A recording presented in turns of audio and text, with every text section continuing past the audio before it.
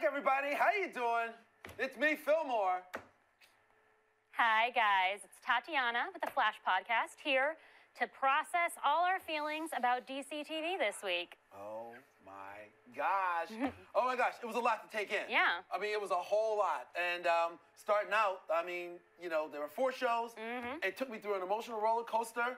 All of the shows kind of did this weird thing that's kind of like, used to be a throwback to Star Trek, where they take something that's happening in modern day society, but like put it in kind of like a fictional kind of world to kind of like tell a story so you can kind of relate to it. Right. Everybody was kind of doing that. Yeah. Everyone had a, I don't know, everyone was speaking to a larger theme this week, for sure. Right. That was like something that's going on kind of in society now. So we had previously discussed which one was our favorite of episode of the week. So I'd like you guys to let us know what your favorites are before we get into our number one for this week. They change. They're constantly evolving. So, Supergirl. Obviously. And by the way, we love all the shows. Obviously, we wouldn't be here. We love the shows, passionate. But I'm the same way. My favorite one this week was Supergirl for maybe some different reasons than you. Right. Why was it your favorite this week? I feel like all the new characters are gelling so well. Like they're all fulfilling an important purpose in the story. And I think that we're getting to know so much more about Kara as a person, not just someone who's hiding the identity of Supergirl. You know, seeing her explore her passion for journalism without necessarily being that good at it yet. It's like a work in progress. Exactly. It's great to see her develop as a human, so we see that she's not infallible. And we even saw that in her Supergirl side, because this week it was Maggie and Alex who really sort of kicked ass and took names, and she was just their backup. Yeah, it was kind of like, you noticed, like, when they were investigating the alien in the trunk. I mean, we'll get to all of the steps by steps, but when they were doing the alien in the trunk thing, she kind of like, well, I'm not really needed here. You know? Yeah, exactly. You know, now the thing that I was feeling about this particular one, the character development is great. The other thing I like too, because like I love the DC universe, the comics, the old cartoons, and for me, you know, it's always the throwback references. I love the fact that this particular episode harkened back to that episode of the Justice League Unlimited when they had Roulette on there, and in that particular episode, instead of being Supergirl, the ringer that came in was Wonder Woman. Oh, you know? there you go. Yeah, so they've got so many great homages. That's exactly. So true. You can tell they love the universe as much as you do. And they threw down big time on it this time, and I totally love that. So that's why this one was a favorite of mine. Character development, and then those nods to the actual overall universe that is D to the C. So the episode was called Survivors, and we started off with another survivor who had a story very similar to Kara's, and that is Mon-El. We saw Daxam and the destruction of that planet, which I thought was a really well done scene, and it really helped to connect to this character who we don't really know much about yet. Yeah, it was really great seeing the destruction of it too. It was you know, a lot of times when you watch the destruction of a home world, like Krypton, you see it from space, you see the big kaboom, you see the little go out, kind of like Death Star destruction. I'm laughing, but it's not funny. It's very upsetting. But here, it was like for a moment you were on the planet, you know? So before the big explosion, you got to see the stuff coming in, destroying the temples and destroying the landscape. You got to see the people on the ground, you know, like running for their lives, trying to, you know, get out of the way of the impending doom. Yeah, and even meeting the prince. You know, like, we got, like, a whole backstory in just one scene with not very little dialogue. That you see a totally different side to the Daxamites, just based on this one interaction, than you know from what Kara has told us. Right. And no matter whether or not he's a jerk or not, like Kara and Kara's holographic mom thing. Yeah, he died with his people. Yeah, he died with his people. And the fact that he sent somebody else off and he decided to, as they say, go down with the ship, that's the sign of some character and a true leadership ability. Yeah, I was kind of sad that we didn't get to see anything more from him again. I was like, well, that's the end of the prince. You know what? You know, in this world, in these shows, there's always flashbacks. You want more Prince? I could get not that Prince. You want more Prince, and there's probably going to be a flashback coming up. Yeah, that's true. Know? That's true. And who knows? Maybe they're not all dead. Maybe someone's alive. Oh, see, mind blown. Yeah, but yeah, we got to see a lot more of Mon-El now that he's sort of getting to know the world that he's now living in. And, you know, he's trying to get closer to Kara, and he's also, you know, maybe reaching out to Win, some other characters. So we'll talk about that in a little bit. But it was a really good episode for him. Yeah. and he's been merged well into this world. And it's interesting, you know, you talked about it. I mean, if you don't mind, I can maybe go there. Do it. It's really cool watching him go through that learning process. And you know what? It's been, you know, I remember a lot of shows where they have like the fish out of water. Right. You know, where the person is trying to figure out, you know, what's going on. It's a good place for humor. And what I was really feeling, I was so digging the fact that Win is kind of like the Supergirl Cisco now. You know? He's got the one-liners, he's got the whatever. No one can replace Cisco. No, exactly. But he's kind of doing that whole thing. He's the guy that's kind of training. Oh, I can create the whatever. Right. You know, he's sort of found that spot for him. Exactly. Yeah, and now he's good at comedic relief. He's good at sort of being the human touch in the DEO. All right, Fillmore's throwback moment. Leaping tall buildings in a single bound. I was like, yes. You know, they went right back, and they managed to fit it in there, and they made it seem organic. And and if you know, anybody. And it's fun because you know that Win knows what he's saying. Exactly. You know, like it's a throwback for him too. Yeah.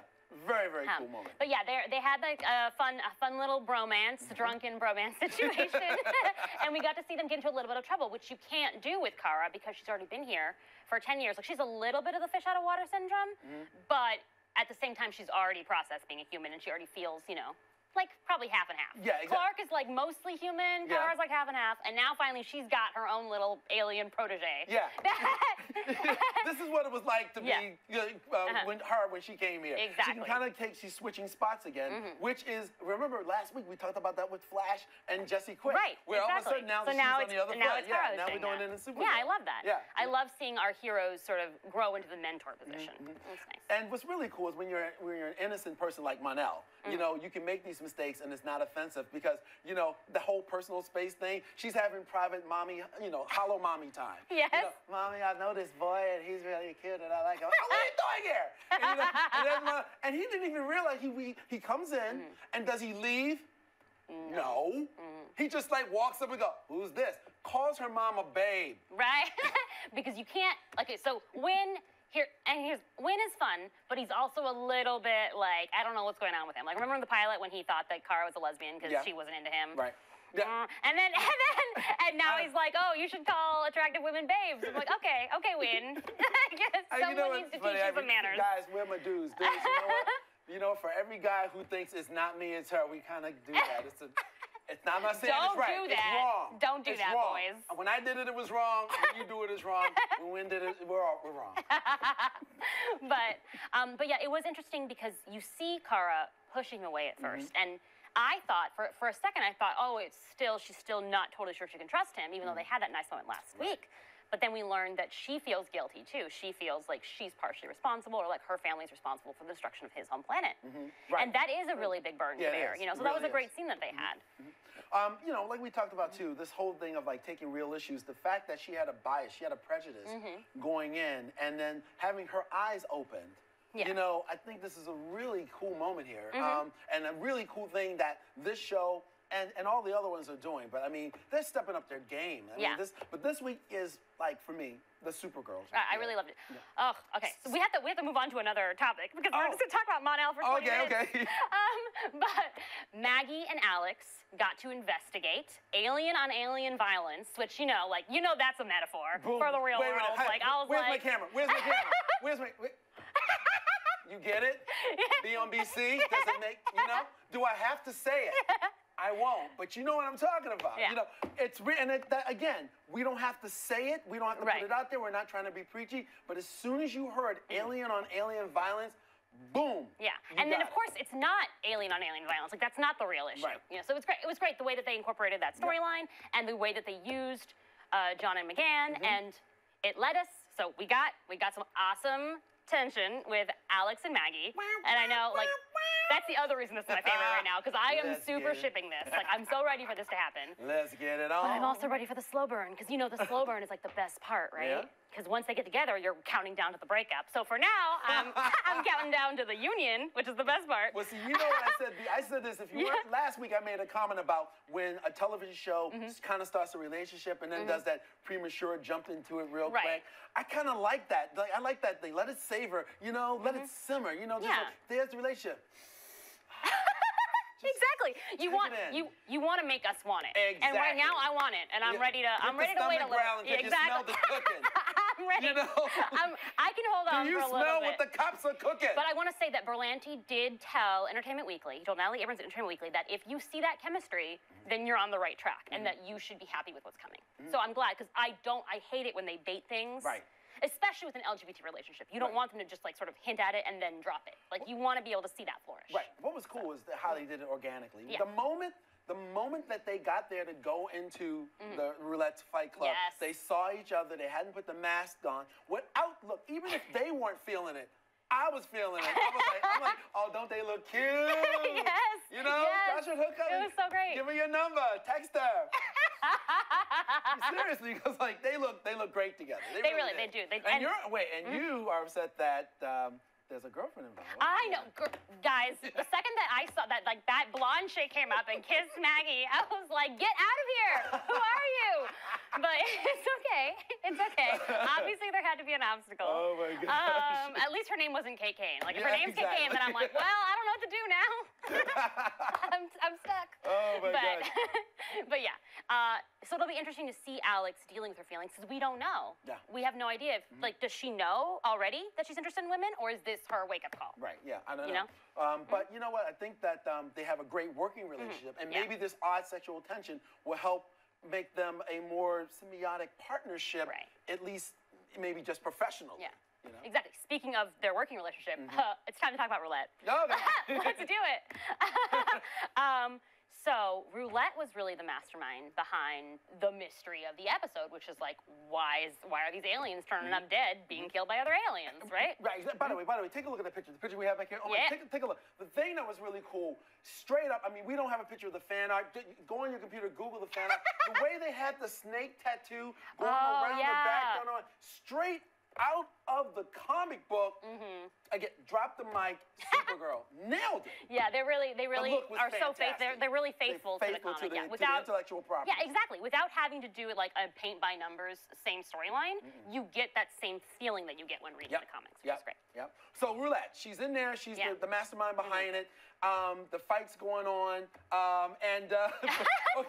What happened next? Okay. Well, the thing was funny is, for those of you who listen, as you see, like I'm the new guy here at Stream.tv, and you may have seen David do his After Flash thing, and he talked about how you go in there, and then all of a sudden, his point was talking about how people were getting knocked around, I mean, it was no holds barred. Yeah, it was like some gladiator, dog fight nonsense. It was absolutely they were throwing down. But she's like in the middle of it, just like nothing touches her. Nothing. And the fact that it was kind of cool, that it was a Maggie had called her in, had backup. You saw the fight going on. And like I said, it was really cool how they had the same level of intenseness. I mean, it was like a rumble. It was a major rumble, super-powered rumble inside this facility. And that was a moment that was like, I was glad. I knew it was coming. Yeah. And I was glad they didn't hold back, And I really loved the way that Roulette had this position that's very divisive, right? That it's just like, she can make these people fight each other because they're too distracted by like survival on like an immediate level to think about the greater good, Which begs the question, what does she have? No, fairly, because in the other story, in Roulette, the animated series, she had a device that would be implanted in their ear. Like Suicide Squad. And it was like Suicide Squad, and it would control your mind. You were kind of like a zombie. No. Right. They could turn it on, and you were like, I will do your bidding. And this is like, they're just doing it out of fear. That's right. They're doing it out of fear. She's got to have pictures. Maybe she's got some sex scene pictures or something. I don't know. But, Yeah, or you know what? And they didn't touch on this, but there's also like the issue of like maybe systemic bias against aliens, right? So like now that aliens have to be registered, like they can't, then maybe someplace they can't get a job or whatever, and so like they have no other way of making money. I don't know. But there's definitely something that they can delve deeper into. Because we already saw that she's got some type of power, which I mean, I'm getting a little ahead. The fact that she gets arrested and then like immediately, boom, she's out. Yeah. But it's got to be something big. You have super powered beings who will just walk in without that little ear implant thing that's controlling your mind, and they will do whatever it is you say do just because you said do it. Lily Mitchelson says, I thought Roulette was a strong villain who can really challenge Kara in the same way Lex Luthor does to Clark. And I totally agree with that. Yeah. If they bring her back, she makes a really formidable villain because it's not physical. Like we said, like she's not doing anything to Kara, and when Kara's fighting, she's not fighting Roulette, but she's like a puppet master. She's like the mastermind here. She's pressing all the buttons. That what makes a real interesting villain, just like you said with Lex Luthor. Here you have somebody you would think that the villain that would be the most formidable would be somebody like a Zod, and here you have just a regular person, you know, who somehow can wrap you around your finger and using what they have as their resources, just seriously control the day.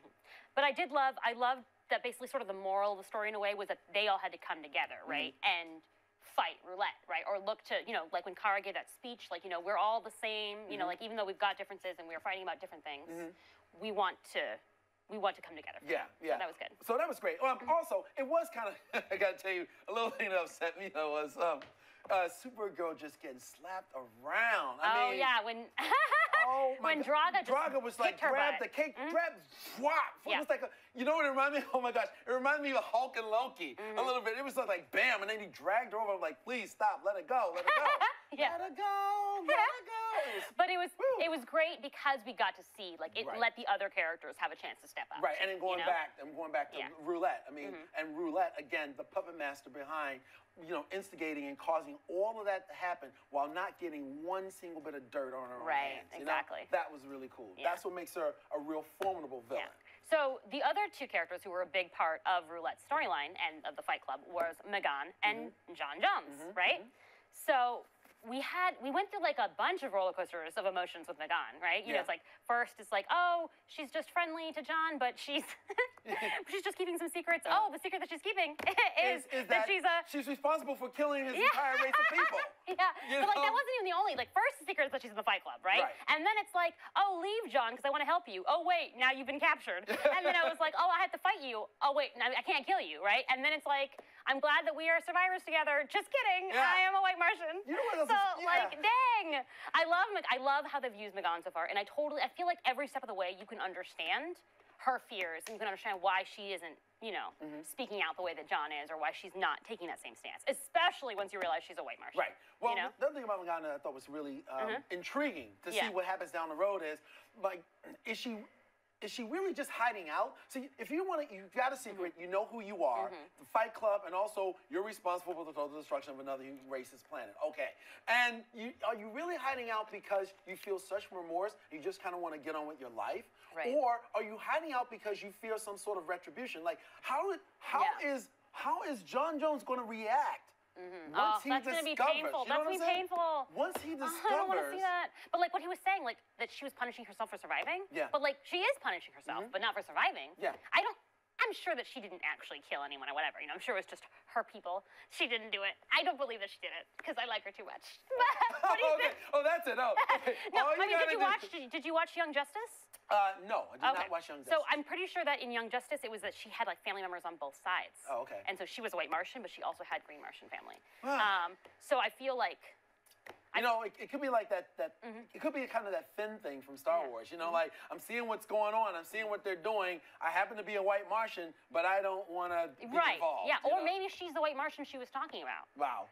Remember when she was like, oh, the white Martian like took me out of the camp and saved me, and then maybe she is that white Martian. It'd be great to see someone. You know, any other thing you want to hit? Like any other, like, because there was so much. Oh, I don't want to spend so much time because you know there's so much. I mean, we can just touch on because a lot of people in the comments are mentioning Lena Luthor, right? No. What? Oh yeah, my point about that is, come on, once you owe a Luthor, right?